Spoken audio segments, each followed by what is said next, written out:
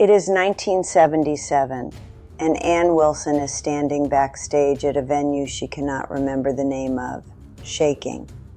Not from nerves, from rage. A radio promoter has just asked her, with a grin, about her lover. He is not asking about a boyfriend. He is asking about Nancy, her sister. Their own record label, Mushroom Records, has taken the cover photo from their debut album, Dreamboat Annie, two sisters shown back-to-back with bare shoulders, and run a full-page ad in Rolling Stone with the caption, "It was only our first time." The implication is exactly what you think it is. The Wilson sisters are being marketed as incestuous lovers to sell records. Anne goes back to her hotel room that night and writes the opening riff and the first lines of a song. That song is called Barracuda, and it is aimed directly at the throat of the music industry. If this is your first time here, welcome. This channel tells the stories of women who changed rock history. Heart is one of the most important bands in that history, and I want to tell their story the way it deserves to be told. If you're not subscribed yet, now is a good time. To understand what Ann and Nancy Wilson built, you need to understand where they came from. Their father was Major John Bushrod Wilson, Jr., a career officer in the United States Marine Corps. He also happened to be a musician. He had once led the Marine Corps band. The family moved constantly: Panama, Taiwan, military bases across the Pacific. Every few years, a new city, a new school, a new set of strangers. The Wilson sisters learned early that the only constant in their lives was each other and music. On Sunday mornings, their father would turn the stereo up: opera, Ray Charles, Judy Garland, bossa nova, and conduct in the living room while the family ate pancakes. Music was not a hobby in the Wilson household. It was the thing that made a home out of wherever they happened to be. They eventually settled in Bellevue, Washington, just outside Seattle. Both sisters attended Sammamish High School. Anne, the older sister by 4 years, had a voice that was already drawing attention, a voice that would eventually span 4 octaves and draw comparisons to Robert Plant in its sheer power and range. She was not performing publicly yet. She was shy, self-conscious, aware of how her body looked in a world that expected female performers to look a certain way. But when she sang, the shyness vanished. The voice took over. Nancy, 4 years younger, was a different kind of musician entirely.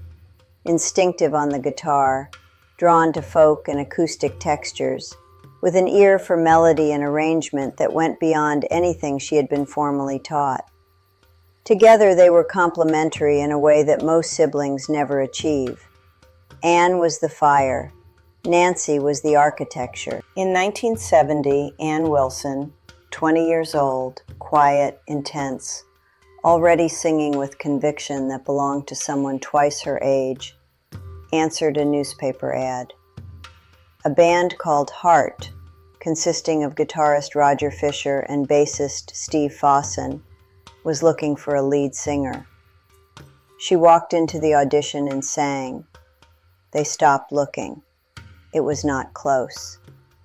Anne moved to Vancouver, British Columbia to be near Mike Fisher, Roger's brother, who had crossed the border partly to avoid the Vietnam draft and who became the band's manager. The rest of the group followed her north. For the next several years, Hart lived and rehearsed in Vancouver, building a following in the clubs of the Pacific Northwest, playing to audiences who did not yet understand what they were witnessing. In 1974, Nancy joined. She was 20 years old, already a skilled guitarist, and she brought not only her instrument, but a creative partnership with her sister that would define the band for the next 5 decades. The lineup that would change rock history was now in place. What Hart built in Vancouver was not what anyone expected from a band fronted by two women. This was not soft rock. This was not folk pop. This was hard rock, muscular, layered, driven by Ann's voice and Nancy's guitar, drawing equally on Led Zeppelin and Joni Mitchell.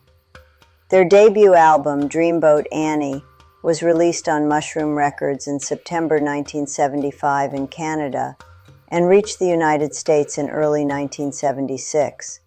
It sold over 1 million copies. Crazy on You announced them with an acoustic-to-electric explosion that still sounds urgent 50 years later. Magic Man was 7 minutes of restrained, building desire that the radio stations could not stop playing. And then Mushroom Records tried to destroy them. The ad was not an accident.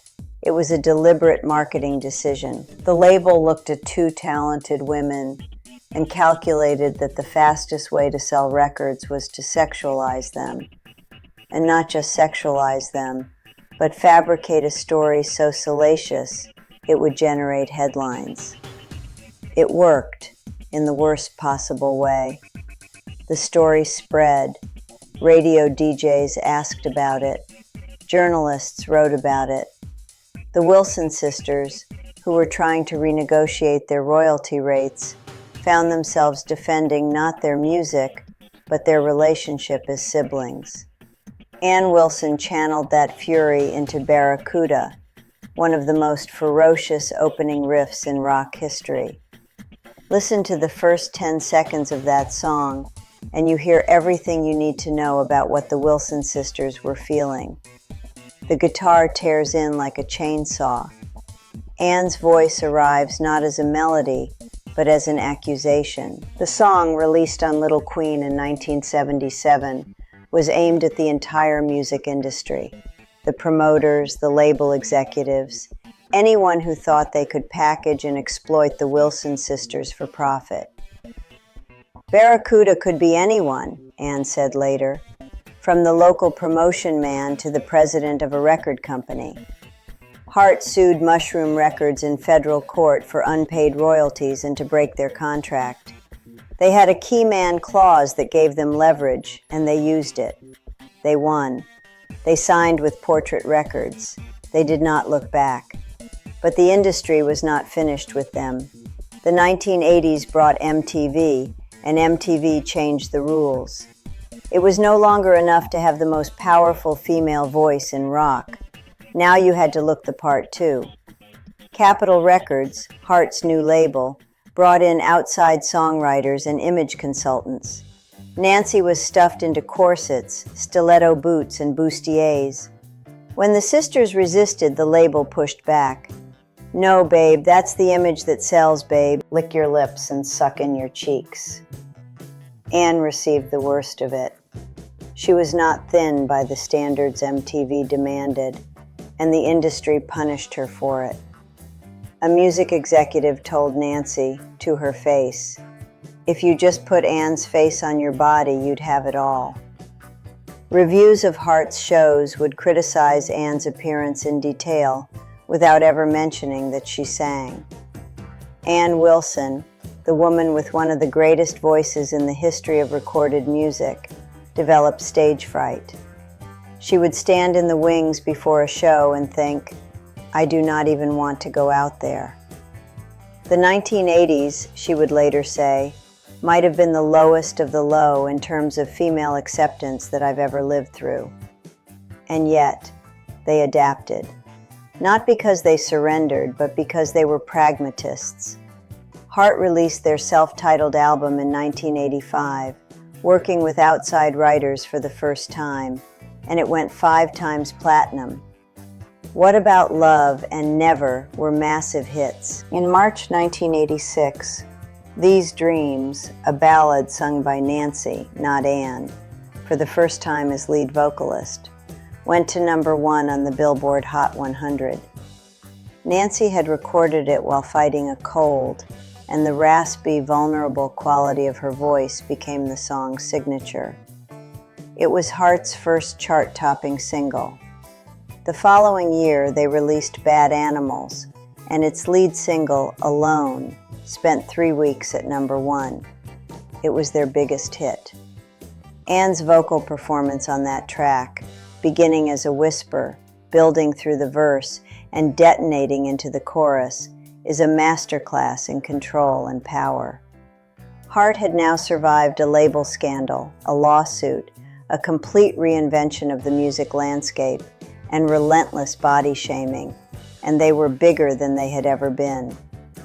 The 1990s brought grunge, and Seattle, the city that had shaped the Wilson sisters, became the center of the musical universe for an entirely different generation. Bands like Soundgarden, Pearl Jam, and Alice in Chains were playing a darker, heavier version of the music Hart had pioneered 2 decades earlier. Hart's commercial dominance faded, but their influence did not. The women who had pioneered female-fronted hard rock in the 1970s watched as a new wave of artists, many of them from their own city, reshaped the conversation. Several of those artists openly acknowledged the debt. The Wilson sisters had proven, before any of them picked up a guitar, that Seattle could produce world-class rock. Nancy Wilson, meanwhile, had married the filmmaker Cameron Crowe in 1986. When Crowe wrote Almost Famous in 2000, his semi-autobiographical love letter to 1970s rock journalism, it was Nancy who composed the film's score. She wrote 21 musical cues. She co-wrote 4 of the 6 songs performed by the fictional band Stillwater. She served as technical consultant, coaching the actors on how to hold their instruments and move on stage like actual rock musicians. The film won an Oscar for Best Original Screenplay. Nancy's contribution to it was essential, creatively central, and largely uncredited in the public imagination. She had, without fanfare, built a second career in a different medium, the same quiet competence she had always brought to everything she touched. On April 18, 2013, Hart was inducted into the Rock and Roll Hall of Fame.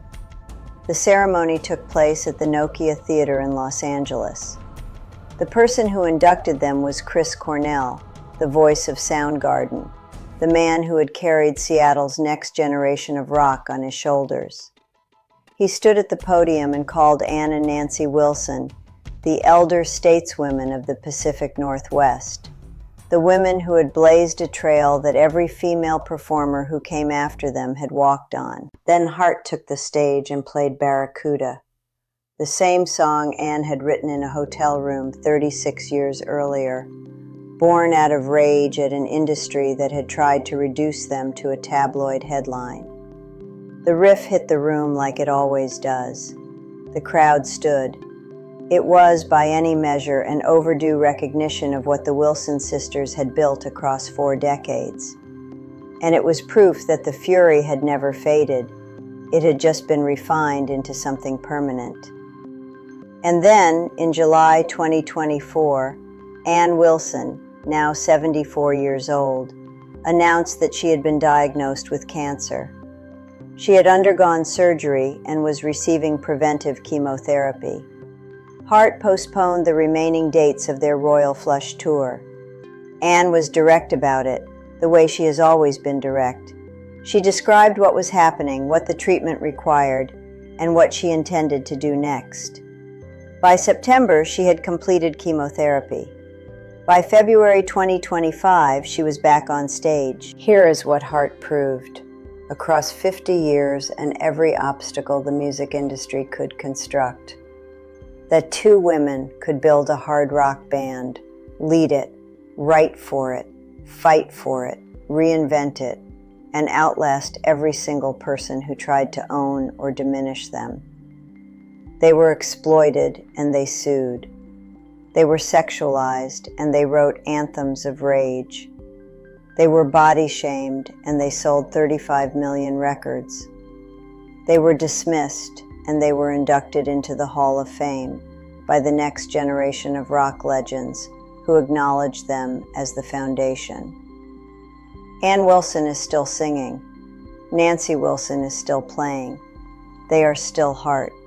And no one, not a record label, not a television network, not a music executive with opinions about what women should look like, ever managed to stop them. If you want to hear more stories like this one, women who refuse to be erased from rock history, you know what to do. Hit subscribe, turn on notifications, and click on the video on your screen right now. I will see you there.